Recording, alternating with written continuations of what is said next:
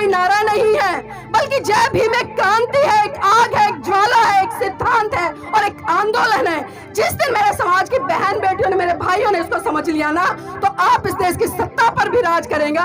और ये पंचशील के जो ध्वज चारों तरफ लहरा रहे हैं ना, फिर से वो समय आएगा जब पूरे भारत से फिर से गूंजेगा कि ले अंत मन दीप भव, ले अंत मन दीप भव, मूल मंत्र बने स्वयं के स्वामी, गूंज उठे हर बस्ती से बुद्धं शरणं गच्छामि, धम्मं शरणं गच्छामि, संघं शरणं गच्छामि। तो सिंदूर लगाने से जो ब्लड सर्कुलेशन है वो सही बना रहता है। तो पता है मैं उन पुरुषों से क्या बोलती हूँ कि मेरे भाइयों, जब सिंदूर लगाने से और मांग भरने से महिलाओं का ब्लड सर्कुलेशन अच्छा बना रहता है ना, तो कल से आप भी अपनी मांग भर लेना, आपका भी ब्लड सर्कुलेशन अच्छा बना रहेगा।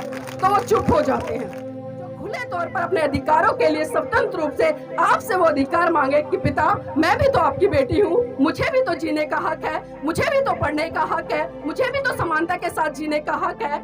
तो फिर जो अधिकार आप अपने घर की बेटी को देते हो, जिसको आपने जन्म दिया है, तो वो अधिकार मेरे लिए क्यों नहीं? वो अधिकार मेरे लिए क्यों नहीं? क्योंकि जब तक हम समानतावादी दृष्टिकोण से नहीं देखेंगे, जिस तरह से हम अपने घर की बेटी को देखते हैं, उसी तरह से हमें अपने घर की बहुओं को भी देखना पड़ेगा, तभी हम समानता स्थापित कर पाएंगे। कि जब आपके बेटे की शादी नहीं हुई थी, जब आप उसको देखने गए, आपने तब उसका मुंह देखा, जब उसका रोका करने गए तब उसका मुंह देख लिया, जब बारात लेकर गए तब उसका मुंह देख लिया, जब घर वापस लेकर आए उसका तब मुंह देख लिया। अब इज्जत वाली ऐसी कौन सी बात रह गई कि आप उसका 6 फुट का घूंघट निकलवा देते हैं? कभी सोचते हैं हम?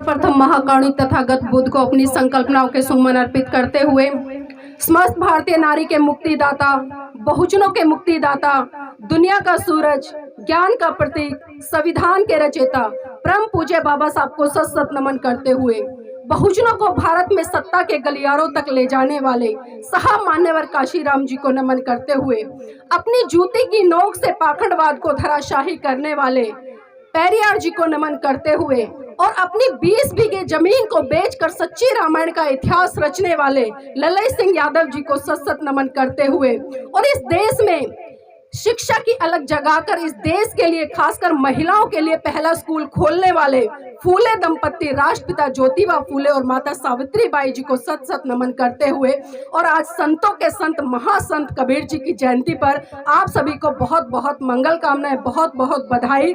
और मंच पर आसीन भिक्खु पप जी को मेरा सादर बंदामी। और आज इस बुलंदशहर की पावन धरती पर क्रांतिकारी वीर योद्धाओं, आप सभी को, खासकर हिसोटी गांव के लोगों को मेरा क्रांतिकारी जय भीम, नमो बुद्धाय। आपकी ये तालियां एक हौसला बढ़ाती हैं, एक नई उमंग पैदा करती हैं, एक नई ऊर्जा का संचार करती हैं। क्योंकि कहीं ना कहीं भले मेरा जन्म इस धरती पर नहीं हुआ, लेकिन इस धरती से मेरे तार जरूर जुड़े हैं। जिस तरह से अभी बताया कि मैं यहाँ की रिश्ते में बहू लगती हूँ और गांव में लगातार आना हुआ है पिछले काफी सालों से, जब से मेरी शादी हुई है लगातार आती रही हूँ। लेकिन बहुत सारे सवाल खासकर महिलाओं के उठते हैं मुझको लेकर, और वो ये उठते हैं कि जब मैं पहली बार आई थी इस गांव में शादी के 2 महीने बाद, तो मेरे सर पर बहुत लंबा घूंघट था। मेरे शरीर पर वो सारी परंपराओं से लदे हुए, जिनको कि मैं रूढ़िवादी परंपराएं कहती हूँ, जिनको मैं पाखंडवाद कहती हूँ, चाहे मैं सिंदूर की बात करूँ, बिंदी की बात करूँ, मंगलसूत्र की बात करूँ, या चूड़ियों की बात करूँ, या पैरों में बिछुए की बात करूँ, या पायल की बात करूँ, सर से लेकर पांव तक मैं उन चीजों में लदी हुई थी। तो यहाँ पर जब महिलाओं ने मुझे देखा, एक जिज्ञासा थी कि उदयवीर जी के बेटे की वधू आई है तो हम उसको देखें, और सबने बड़ी प्रशंसा की, अरे उनकी पुत्र वधू तो बहुत सुंदर है, बहुत संस्कारी है। लेकिन जब मैं दूसरी बार इस गांव में आई, तो जिस तरह से मैं आपके सामने खड़ी हूं, मैं इस तरह से खड़ी थी, तो फिर सवाल उठे। क्योंकि उस समय प्रशंसा की अंबार लगा था, बहुत सारे लोगों ने प्रशंसा की कि संस्कारी बहू है। लेकिन जब अगली बार आई तो एक नया रूप मेरा देखने को मिला, और सबने कहा, अरे जब मैं पैर छू रही थी तो सब ऐसे, अरे नहीं नहीं नहीं नहीं, बेटा आप उदयवीर की बेटी हो ना, आपसे पैर नहीं छुलाएंगे। तो मैंने बोला नहीं, मैं बेटी तो हूँ लेकिन मैं उनकी पुत्र वधू हूँ रिश्ते में। तो बोले अरे ये बहू है गांव की। तो मतलब बड़ा आश्चर्य हुआ कि ये बहू है। और फिर कई महिलाओं ने ऐसे भी कहा अरे बहू ऐसी होती है, न इसके हाथों में चूड़ियां हैं, ना मांग में सिंदूर है, ना गले में मंगलसूत्र है, ना पैरों में बिछुए हैं, ना पायल है। लेकिन मैं बता दूं आज ये बड़े गर्व से कहते हैं कि हाँ ये उदयवीर के बेटे की पुदु नीलम बोध है। तो देखिए परिवर्तन आता है, समय लगता है, लेकिन कहीं ना कहीं उस परिवर्तन से हम बहुत बड़े स्तर पर बदलाव भी लाते हैं। यहाँ पर अगर मैं रिश्ते के तौर पर बात करूं तो जितने भी यहाँ पर सम्मानित साथी बैठे हैं वो रिश्ते में मेरे ससुर लगते होंगे, मेरे जेठ लगते होंगे, और यहाँ पर मेरी ददिया सास भी बैठी है, 90 साल से ऊपर है। तो देखिए हमारा ये मैं कहूंगी कि एक तरह से खुशी का मेरे लिए अनुभव है कि जब मुझे अपने जितने भी रिश्ते मेरे बड़े हैं, ससुर है, जेठ है, या मेरी ददिया सास यहाँ पर बैठी है, मेरी सासू माँ भी आई है, मेरी चाची सास भी है, मतलब तमाम वो ससुराल पक्ष से जो रिश्ते एक बेटी के लिए निर्धारित किए जाते हैं उन सभी रिश्तों में मैं यहाँ पर बंधी हूँ। लेकिन कभी भी मुझे इस गाँव में आकर ये एहसास नहीं हुआ कि मैं इस गाँव की बहू हूँ। पहली बार हुआ था, मैंने शुरुआत जहां से की कि पहली बार मुझे लगा था कि मैं इस गांव की बहू हूं। लेकिन 18 साल तक लगातार आती रही तो 18 साल में मुझे ये अनुभव होने लगा एक बार को छोड़कर कि मैं इस गांव की बेटी हूं। ये पूरा गांव मेरा परिवार है, मेरे अपने हैं, मेरे बड़े हैं और बेटी की तरह मुझे सम्मान देते हैं। तो देखिए ये बहुत गर्व की बात है और मैं गारंटी से कहती हूँ जिस दिन ससुराल पक्ष ने अपनी बहुओं को बेटियों के समान दर्जा दे दिया तो सारे रह कले सारे खत्म हो जाएंगे। जब हम बहू को बेटी के रूप में स्वीकार कर लेंगे तो वो बेटी भी आपको, भले आप ससुर हैं, भले आप सास हैं, लेकिन वो आपको पिता से बढ़कर सम्मान देगी, माता से बढ़कर सम्मान देगी। तो ये जरूरत है हमें पहल करने की, और इस पहल को कौन करेगा? हम लोगों को ही करना पड़ेगा।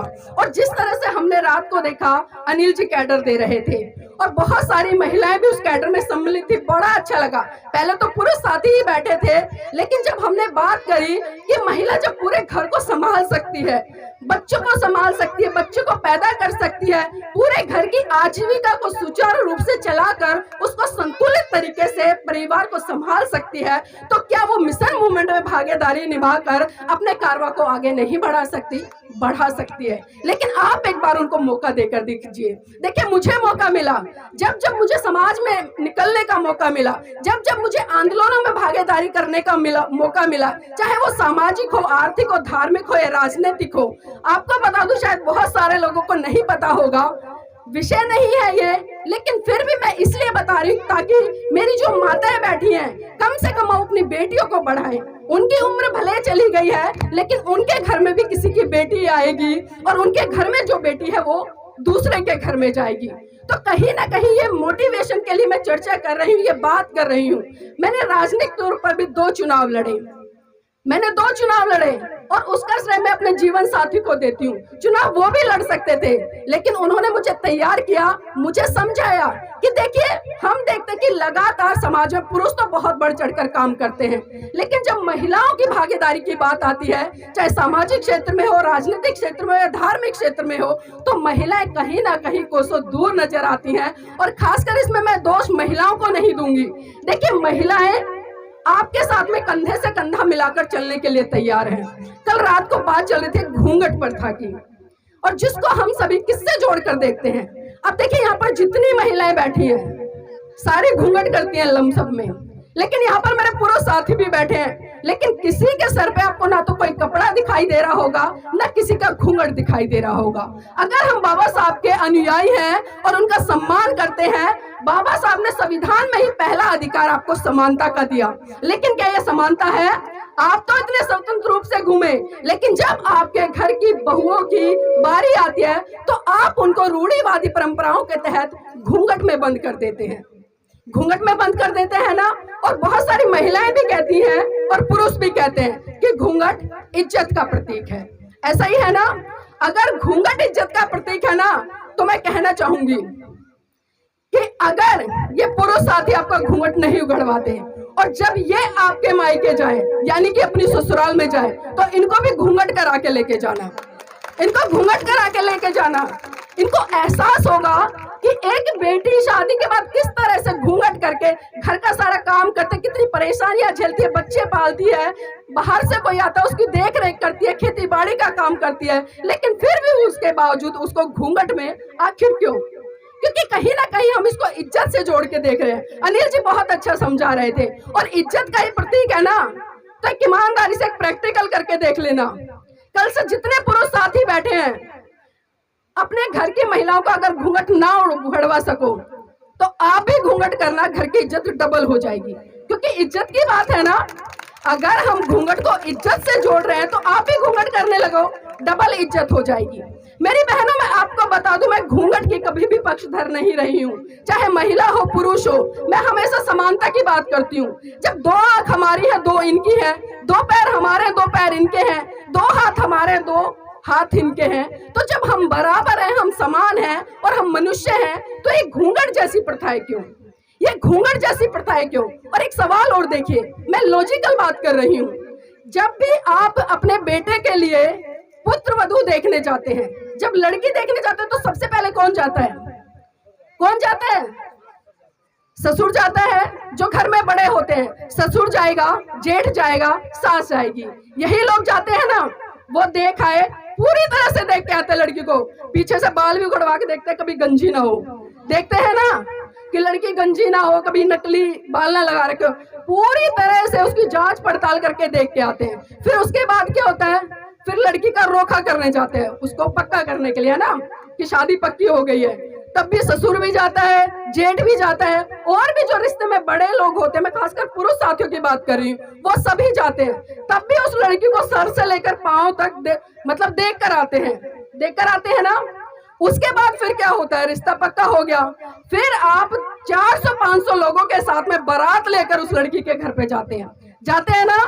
तब भी वो घूंघट उघाड़े आप सबके सामने रहती है। और खासकर जब अभी तक आप लोगों ने जो संस्कृति देखी है, चाहे बौद्ध धर्म की बात करूं या मैं हिंदू धर्म से विवाह की बात करूं, वहां पर जब वधू बैठी होती है तो वो मुंह खोले बैठी होती है, और आप सभी उसका मुंह देखते हैं, बड़े ताक के देखते हैं कि अरे बड़ी सुंदर बहू है, ऐसा ही होता है ना।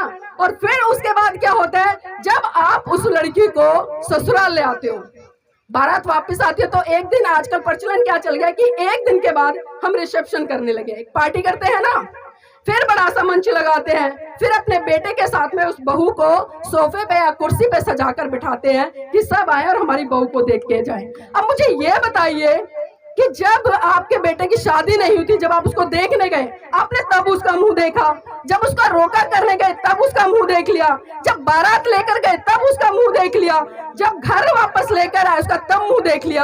अब इज्जत वाली ऐसी कौन सी बात रह गई कि आप उसका 6 फुट का घूंघट निकलवा देते हैं? कभी सोचते हैं हम? और इज्जत का ये मैं बिल्कुल इसका प्रतीक नहीं मानती।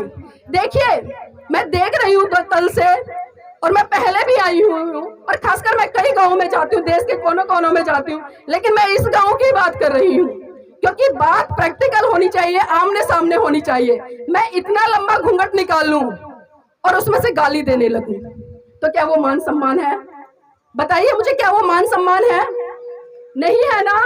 अगर मैं आपके सामने ऐसे खड़ी हूँ, आपके पैर छूती हूँ, सुबह शाम आपको समय से अच्छा खाना बनाकर देती हूँ, कोई बाहर से रिश्तेदार आता है उसका मान सम्मान सत्कार करती हूँ, तो ये इज्जत है? या घूंघट करके मैं आपको अच्छी अच्छी गालियां देती रहूं, वो इज्जत है? आप खुद डिसाइड कीजिएगा कि आपको घूंघट वाली वो बहू चाहिए जो आपको अच्छे अच्छे प्रवचन सुनाए, या मुझ जैसी वो बेटी चाहिए जो खुले तौर पर अपने अधिकारों के लिए स्वतंत्र रूप से आपसे वो अधिकार मांगे कि पिता, मैं भी तो आपकी बेटी हूँ, मुझे भी तो जीने का हक है, मुझे भी तो पढ़ने का हक है, मुझे भी तो समानता के साथ जीने का हक है।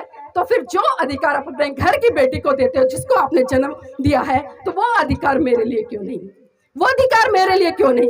क्योंकि जब तक हम समानतावादी दृष्टिकोण से नहीं देखेंगे, जिस तरह से हम अपने घर की बेटी को देखते हैं, उसी तरह से हमें अपने घर की बहुओं को भी देखना पड़ेगा, तभी हम समानता स्थापित कर पाएंगे। और इसी कड़ी में मैं बहुत सारी बातों को लेकर चर्चा करूंगी, क्योंकि देखिए आज यहाँ पर एक कार्यक्रम हुआ है, इस कार्यक्रम की शुरुआत है।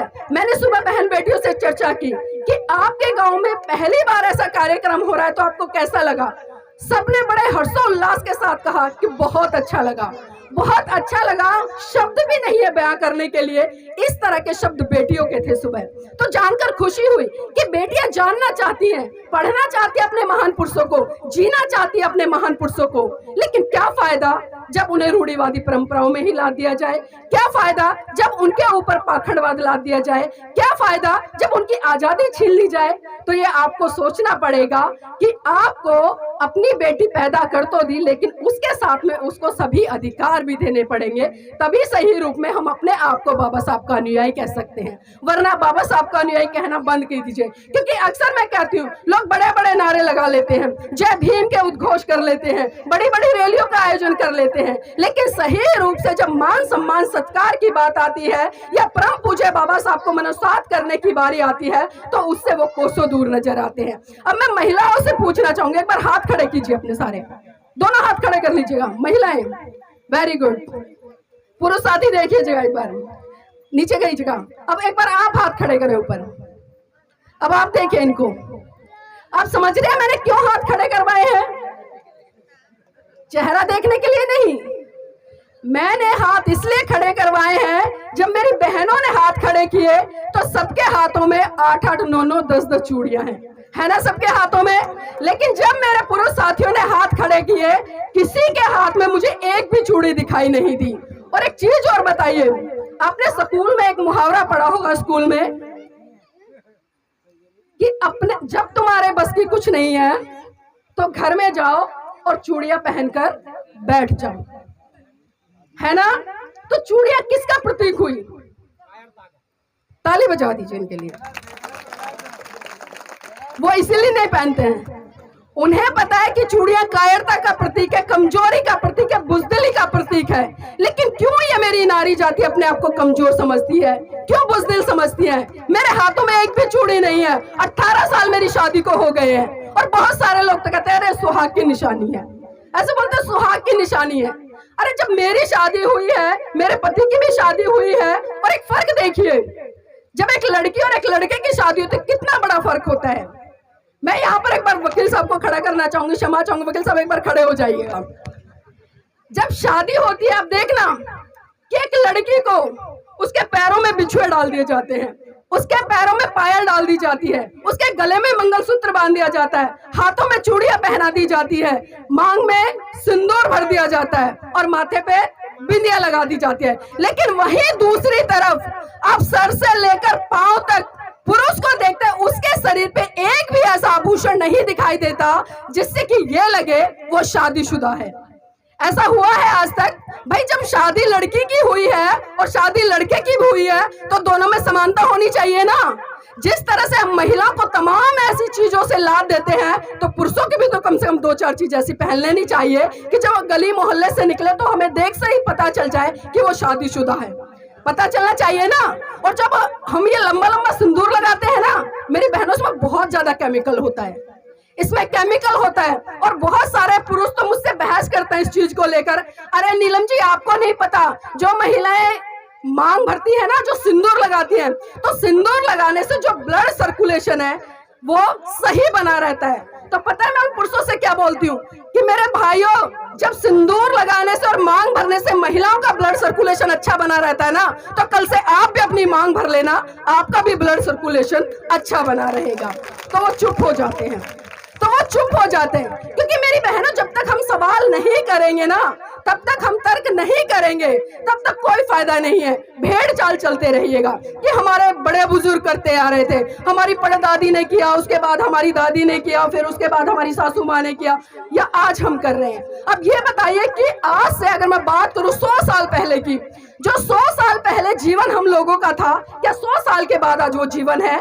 आज हम शिक्षा ले रहे हैं, अच्छी पढ़ाई लिखाई कर रहे हैं, अच्छी नौकरियों पर आसीन है, आज हम पत्रकार बनकर माइक लेकर घूम रहे हैं, जनता की आवाज उठा रहे हैं, आज हम इस देश के राष्ट्रपति प्रधानमंत्री बन रहे हैं। तो ये सारी चीजें कहां से आई?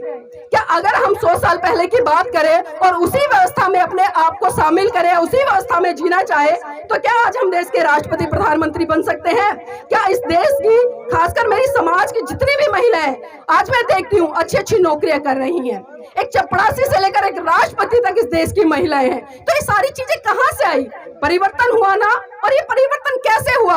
जब परम पूज्य बाबा साहब ने इस देश की महिलाओं की स्थिति को पढ़ा, जाना, समझा और उन्होंने देखा कि इस भारत देश की महिलाओं की जो दयनीय स्थिति है वो कितनी बद से बदतर है। जब एक महिला को जानवर से भी बदतर समझ दिया जाता है, उसको पुरुष की जूती के बराबर समझा जाता है, उसको घर से बाहर निकलने की आजादी नहीं है, उसको शिक्षा लेने की आजादी नहीं है, तो परम पूज्य बाबा साहब ने सबसे पहले संविधान में आपके लिए, मैंने कहा ना कि समानता का अधिकार दिया। चाहे आप महिला हो या पुरुष हो, सबसे पहले आपका समान अधिकार है। और इसी तरह से परम पूज्य बाबा साहब ने संविधान के तहत ही आपको हिंदू कोड बिल के माध्यम से तमाम वो हक अधिकार दिए जो आपके लिए आपकी उन्नति के द्वार खोलते हैं। लेकिन हमने इन चीजों को समझा ही नहीं। आज संत कबीर जी की जयंती है। अभी जिस तरह से कई लोगों ने चर्चा की, रात को यहाँ पर एक जागरण भी हुआ। अब बताइए मुझे, हम जागरण करते हैं, ढोलक बजाते हैं, भक्ति में लीन हो जाते हैं, तो क्या उससे हमारी समस्याओं का समाधान हो जाएगा? जिस तरह से कबीर जी ने कहा कि पाथर पूजे हरि मिले, पाथर पूजे हरि मिले तो मैं पूजू पहाड़, तासे तो चाखी भली जो पीस खाए संसार। अर्थात कि अगर पत्थर पूजने से ही सब कुछ हो जाता, अगर पत्थर पूजने से ही सारी समस्याओं का समाधान हो जाता, तो मैं पहाड़ का पहाड़ पूज लेता। होता है ना ऐसा? अब हम कभी सोचते हैं कि जिस पत्थर की हम पूजा कर रहे हैं उसको किसने बनाया? उदाहरण के तौर पर अगर मैं बात करूं, हमारे सामने महाकारुणिक तथागत बुद्ध की एक विशाल प्रतिमा रखी है। ये किसने बनाई है? किसने बनाई है? ये भी एक इंसान ने बनाई है ना। और जिस इंसान ने बनाई है उसने इसको छेनी भी मारी होगी, कील भी लगाई होगी, इस पे पॉलिश भी की होगी, न जाने किस किस तरह से इस पूरी मूर्ति का निर्माण हुआ और इसके एक रूप दिया गया और इसमें हमने इस रूप में एक श्रद्धा स्थापित कर ली। तो मेरी बहनों, किसी भी व्यक्ति के अंदर या किसी भी संत महान पुरुष के अंदर जब तक श्रद्धा मत लेकर आओ, जब तक आप उसको पूरी तरह से जान न लो। भगवान बुद्ध ने कहा कि आप किसी भी बात को इसलिए मत मानो कि बड़े बड़े संत कह रहे हैं, आप किसी भी बात को इसलिए मत मानो कि वो बहुत सारे धर्म ग्रंथों में लिखी है, आप किसी भी बात को इसलिए मत मानो कि उसे साधु संत कह रहे हैं, आप किसी भी बात को इसलिए मत मानो कि स्वयं मैं खुद कह रहा हूं, बल्कि आप उस बात को तब मानो जब आप उसको तर्क की कसौटी पर उतार लो और खरा उतार कर ये निर्णय कर लो कि ये बात मेरे लिए सही है, मेरे परिवार के लिए सही है, मेरे समाज के लिए सही है, मेरे देश के लिए सही है। अगर इन चीजों पर वो बात सत्य पर आधारित होती है आपके तर्क की कसौटी पर, तभी आप उस बात को मानो, अन्यथा तो उस बात को वहीं का वहीं छोड़ दो। मेरी मातृशक्ति यहाँ पर बैठी, मैं दोबारा से उधर ही आ जाती हूँ, क्योंकि जो मैं बातें कर रही हूँ वो बातें बहुत सारे लोग कर लेते हैं, लेकिन आज मौका मिला है इस मातृशक्ति से रूबरू होने का। एक बार हाथ खड़ा करके मुझे ये बताएं कि करवा चौथ का व्रत कितनी महिलाएं करती हैं, ईमानदारी से, वरना मैं आपके पुरुषों से पूछूंगी, वो बताएंगे कितनी महिलाएं करती हैं? इतनी सारी। चलो ताली बजा लो एक बार अपने लिए। अभी आपके पुरुष है ना, किसी के पति होंगे, भाई होंगे, पिता होंगे। अब मैं इनसे पूछना चाहती हूँ कि ये जो करवा चौथ का व्रत करते हैं, क्यों करती हैं? क्यों करती हैं? नहीं, मैं तो आपसे पूछ रही हूँ, वो तो करती हैं, आप भी तो शामिल होते हो ना उसमें, तो क्यों करती हैं? पति की, ये क्या कह रहे हैं? आप जो व्रत करते हो किस लिए करती हो? पति की लंबी उम्र के लिए। अब इनसे पूछो कि आपकी लंबी उम्र के लिए ये कौन सा व्रत करते हैं? पूछो आप इनसे, करते हैं ये? अब इसका मतलब क्या समझे कि आप जल्दी से निकलो और ये दूसरी ले आए, इसका तो मतलब यही हुआ साफ साफ। भाई, जब आपको इनकी लंबी उम्र चाहिए तो क्या इनको आपकी लंबी उम्र नहीं चाहिए? चाहिए ना, लेकिन उनको तो नहीं चाहिए, और उनको नहीं चाहिए तो सीधा सीधा मतलब यह है कि आप जल्दी से आपका टंटा मिटे और ये दूसरी ले आए। मानने को राजी नहीं है। देखो, ठीक है, आप पे फोड़ दिया है सारा का सारा। और एक चीज और देखिए, क्या खाली मात्र एक करवा चौथ का व्रत रखने से आपके पतियों की लंबी उम्र हो जाएगी? हो जाएगी। आप सुबह से लेकर शाम तक भूखा रहती हैं, कभी सोचती नहीं है कि भूखे आप हो, भूखे आप मर रहे हो, तो लंबी उम्र उनकी कैसे होगी? वो तो अच्छा खाना खा पी रहे हैं, उनकी तो उम्र बढ़ेगी ना। तो उम्र उनकी बढ़ेगी और आपकी क्या होगी? कम होगी। तो उनको भी तो व्रत करना चाहिए ना, लेकिन करते हैं? नहीं करते। हाँ, दादी जी सही कह रही। देखो ये मेरी दादी, वो ददिया सास है, मैं बता दूं आपको। और एक चीज और देखिए, अगर करवा चौथ का व्रत करने से ही आपके घर के पुरुषों की लंबी उम्र हो जाए, तो आप इस भारत देश को उठाकर देख लीजिए। इस देश में मुस्लिम समुदाय की महिलाएं भी रहती हैं, सिख समुदाय की महिलाएं भी रहती हैं, जैन समुदाय की महिलाएं भी रहती हैं, लेकिन हिंदू धर्म को छोड़कर किसी भी धर्म की महिलाएं इस व्रत को नहीं करती। तो क्या उनके पति मर जाते हैं? मर जाते हैं? नहीं मरते ना। और एक चीज और देखिए, आप पूरा दिन भूखा रहती हैं और सर संवर कर शाम को आपके पति भी तैयार हो जाते हैं। शाम को क्या करते हो? क्या करते हैं शाम को? पूजा करते हैं, सज धज के खड़े होते हैं और आप भी सज धज के तैयार हो जाती हैं। तो शाम को जब आप करवा चौथ का व्रत खोलती हैं तो छन्नी में से किसको देखती हैं? किसको देखती हैं? किसको? चंदा मामा को। अब मुझे एक बात बताइए, जब कभी आपका बच्चा रोता है तो आप क्या कहती हैं कि बेटा देख चंदा मामा निकल गया? क्या कहती हैं कि बेटा देख चंदा मामा निकल गया। और जब करवा चौथ जैसी रूढ़िवादी परंपराएं आती हैं, आप उसी चांद को, उसी भाई को पति के रूप में छन्नी में से देखने का काम करती हैं। तो कैसा दोहरा मापदंड, ये कैसा दोहरा मापदंड? एक तरफ तो आप उसको भाई बना रही हैं और दूसरी तरफ ये रूढ़िवादी परंपराएं आती हैं तो आप पति के रूप में उसको छन्नी में से देखने का काम करती हैं। मुझे दुख होता है, क्या इसी दिन के लिए परम पूज्य बाबा साहब ने अपने 4 बच्चों की कुर्बानी दी? क्या इसी दिन के लिए परम पूज्य बाबा साहब ने अपनी जीवन संगिनी की कुर्बानी दी? क्या इसी दिन के लिए परम पूज्य बाबा साहब ने एक ऐसी व्यवस्था से वो लड़े जो व्यवस्था रात दिन आपको गुलाम बनाने का काम करती थी, आपका शोषण करती थी, लेकिन आप लोगों ने परम पूज्य बाबा साहब की बात को भी नहीं माना। 1935 में परम पूज्य बाबा साहब ने एवला की धरती से घोषणा की कि मैं हिंदू धर्म में पैदा हुआ, ये मेरे बस की बात नहीं थी, लेकिन मैं हिंदू धर्म में मरूंगा नहीं। और ठीक 21 साल बाद नागपुर की धरती पर 14 अक्टूबर सन 1956 को परम पूज्य बाबा साहब ने लाखों लोगों के साथ में बौद्ध धर्म की दीक्षा ली। लेकिन हम लोगों ने कितना उस बात को माना, कितना उस बात को समझा? और खासकर यहाँ पर मेरी जो युवा पीढ़ी समझ खड़ी है, मैं उनसे सवाल कर रही हूँ, क्योंकि हम पटके तो पहन लेते हैं, जय भीम का झंडा तो उठा लेते हैं, जय भीम के नारे तो लगा लेते हैं। क्या सही मायने में कभी हमने जय भीम को पढ़ने का काम किया? क्या कभी हमने जय भीम को समझने का काम किया? मेरे साथियों, ये जय भीम कोई नारा नहीं है, बल्कि जय भीम एक क्रांति है, एक आग है, एक ज्वाला है, एक सिद्धांत है और एक आंदोलन है। जिस दिन मेरे समाज की बहन बेटियों ने, मेरे भाइयों ने इसको समझ लिया ना, तो आप इस देश की सत्ता पर भी राज करेंगे। और ये पंचशील के जो ध्वज चारों तरफ लहरा रहे हैं ना, फिर से वो समय आएगा जब पूरे भारत से फिर से गूंजेगा कि ले अंत मन दीप भाव, ले अंत मन दीप भाव, मूल मंत्र बने स्वयं के स्वामी, गूंज उठे हर बस्ती से बुद्धं शरणं गच्छामि, धम्मं शरणं गच्छामि, संघं शरणं गच्छामि। लेकिन ये कब होगा?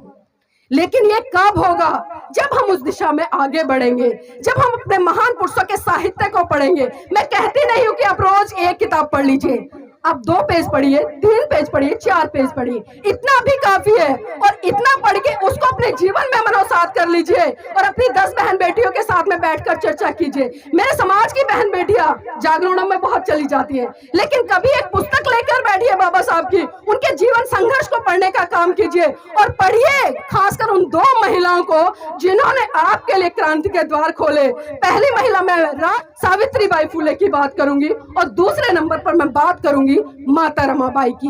और जिस तरह से मैं बात कर रही हूं, तो मैं आपको थोड़ा सा अवगत करा दूं और मैं आपको झकझोरना जरूर चाहूंगी, क्योंकि मुझे कहीं ना कहीं बहुत पीड़ा होती है। क्योंकि आज अगर मैं इतने स्वतंत्र रूप से अपने विचारों की अभिव्यक्ति कर पाती हूं, तो कहीं ना कहीं इस अभिव्यक्ति के पीछे मेरे महान पुरुषों का बलिदान छुपा है, उनके बच्चों का बलिदान छुपा है, उनके पूरे जीवन संघर्ष का बलिदान छुपा है। मेरी बहनों, बात उस समय की है जब परम पूज्य बाबा साहब मुंबई में प्रैक्टिस कर रहे थे। अचानक उनके पास खबर पहुंची कि साहब, आपका बेटा राजरतन बहुत बुरी तरह से बीमार है और अपने जीवन की अंतिम सांसें ले रहा है। ये बात सुनकर परम पूज्य बाबा साहब तुरंत घर दौड़े आए और उन्होंने जैसे ही अपने बेटे राज रतन को गोद में उठाया, राज रतन ने बाबा साहब की गोद में ही दम तोड़ दिया। ये मंजर देखकर माता रमाबाई बिलक बिलक कर रोने लगी और साहब का कॉलर पकड़कर कहने लगी कि साहब साहब बस कीजिए, बस कीजिए साहब, बस कीजिए। आपकी समाज सेवा के भूत ने एक एक करके मेरा पूरा परिवार उजाड़ दिया, साहब बस कीजिए। तो बाबा साहब कहते हैं, रमा रमा चुप हो जा, रमा चुप हो जा, तू तो रो भी सकती है लेकिन मेरी तो आंखों के आंसू ही सूख चुके हैं, क्योंकि प्रतिदिन मैं अपने समाज के हजारों बच्चों को मरते हुए देखता हूँ। रमा चुप हो जा। तो माता रमाबाई फिर कहती है कि साहब साहब मैं आज फिर चुप हो जाऊंगी, साहब मैं आज फिर चुप हो जाऊंगी, लेकिन आप मुझे एक बात बता दीजिए कि जब जब आप अपने बेटे राज रतन को गोद में खिलाया करते थे तो बड़े हर्षोल्लास के साथ में कहा करते थे कि रमा रमा मेरा बेटा राज रतन एक दिन बड़ा होकर इस देश पर राज करेगा। तो साहब आज राज रतन तो इस दुनिया में रहा नहीं, आप मुझे ये बता दीजिए कि बड़ा होकर अब इस देश पर राज कौन करेगा। तो बाबा साहब राज रतन के पार्थिव शरीर पर हाथ रखकर कसम खाते हैं और कहते हैं कि रमा रमा मैं भारत देश में एक दिन ऐसा काम करके जाऊंगा कि हर रमा की कोख से जन्म लेने वाला राज रतन इस देश पर राज करेगा, इस देश पर राज करेगा। और वो राज मेरे साथियों आपको परम पूज्य बाबा साहब संविधान के अंदर देकर गए, एक वोट देने तक से लेकर एक प्रधानमंत्री बनने तक का अधिकार। लेकिन आपने अपने वोट की वैल्यू को समझा ही नहीं। समय समय पर हम देखते हैं कि दारू के बदले आप अपने वोट की कीमत को लुटा देते हैं, आप 500 के नोट के बदले अपनी वोट को लुटा देते हैं, लेकिन कभी हमने इस वोट की वैल्यू को समझा। अगर जिस दिन आप लोगों ने सही मायने में बाबा साहब के त्याग समर्पण बलिदान को समझ लिया, इस वोट की वैल्यू को समझ लिया, तो आप सत्ता पर फिर से राज करेंगे। और दूसरी कड़ी की तरफ मैं आपको ले जाते हुए उस घटना का जिक्र जरूर करना चाहूंगी जिस घटना ने आपको आज यहाँ पर स्वतंत्र रूप से बैठकर इतने अच्छे अच्छे कपड़ों में सुशोभित होने का काम किया। मेरी बहनों मेरे भाइयों, बात उस समय की है जब परम पूज्य बाबा साहब पीएचडी की डिग्री लेकर विदेश से महाराष्ट्र लौटे और महाराष्ट्र के लोगों में खुशी की लहर थी। उनको पता चला अरे हमारे बाबा साहब आ रहे हैं, पीएचडी करके लौटे हैं, तो क्यों ना उनके सम्मान सत्कार कार्यक्रम में एक भव्य कार्यक्रम का आयोजन किया जाए। और महाराष्ट्र के लोगों ने ऐसा ही किया। जब उड़ते उड़ते ये खबर माता रमाबाई के पास पहुंची कि उनके साहब आ रहे हैं और उनके सम्मान सत्कार कार्यक्रम में महाराष्ट्र के लोगों ने एक विशाल कार्यक्रम का आयोजन किया है, तो उनके मन में भी एक इच्छा जागी, उनकी इच्छा जागी जब इतने लोग मेरे साहब के सम्मान सत्कार कार्यक्रम में आ रहे हैं तो क्यों ना मैं भी उस सम्मान सत्कार कार्यक्रम को अपनी आंखों से देखूं। लेकिन मेरी बहनों, आपको जानकर आश्चर्य होगा कि माता रमाबाई के पास में एक भी ऐसी साड़ी नहीं थी जिसको पहनकर वो बाबा साहब के सम्मान सत्कार कार्यक्रम में जा सके। माता रमाबाई ने पूरे कपड़े घर में खंगाले, ट्रंक खंगाले, संदूकें खंगाली, लेकिन एक भी साड़ी उनको नहीं मिली। उन्हें अचानक याद आया कि साहू जी महाराज ने एक बार सम्मान स्वरूप बाबा साहब को एक पगड़ी भेंट की थी और उसी पगड़ी को माता रमाबाई ने जहां जहां उनकी साड़ी फटी थी उस पर लपेट कर वो बाबा साहब के सम्मान सत्कार कार्यक्रम में पहुंच गई। अब एक बात देखिए, जब किसी महिला के जीवन साथी का सम्मान सत्कार कार्यक्रम हो रहा हो तो उस महिला को कहाँ होना चाहिए? कहाँ होना चाहिए? मंच पर होना चाहिए, मंच पर होना चाहिए। लेकिन मेरी बहनों, आपको जानकर आश्चर्य होगा कि माता रमाबाई मंच पर भी नहीं थी। अगर मंच पर नहीं है तो फिर कहाँ होना चाहिए? मेरे ख्याल से जो पब्लिक बैठी है, जो पहली पंक्ति है मंच के सामने, उसमें माता रमाबाई को होना चाहिए। माता रमाबाई वहां पर भी नहीं थी। माता रमाबाई ना पहली पंक्ति में थी, ना दूसरी पंक्ति में थी, ना तीसरी पंक्ति में थी। यहाँ तक कि मैं आपको बता दूं, जो लाखों की भीड़ वहां पर खड़ी थी, दूर दूर तक उस भीड़ में माता रमाबाई दिखाई नहीं दे रही थी। बाबा साहब भी टकटकी लगाकर मंच से देख रहे थे, आंखों में आंसू थे, भावनाएं प्रबल थी। अरे कहीं तो भीड़ में मेरी रामू मुझे दिखाई दे, लेकिन दूर दूर तक माता रमाबाई बाबा साहब को दिखाई नहीं दी। लेकिन भाषण जैसे ही खत्म होने के कगार कतार पे था, तो अचानक बाबा साहब की नजर भीड़ के पीछे एक पेड़ खड़ा था उसके पीछे पड़ी, और वहां से एक महिला चुपके से बाबा साहब को निहार रही थी। बाबा साहब बिना कुछ कहे, बिना कुछ समझे समझ गए कि वो भीड़ के पीछे, पेड़ के पीछे जो चुपके से एक महिला निहार रही है वो कोई और नहीं बल्कि वो मेरी रामू है। वो ये भी समझ गए कि वो आगे क्यों नहीं आई, क्योंकि आप सबको पता है मेरी बहनों, जब आपके जीवन साथी अच्छे पढ़े लिखे हो और वो सूट बूट पहनकर रहते हो और आप फटे हालात में आगे जाएंगे तो क्या उनका सम्मान होगा? नहीं होगा ना।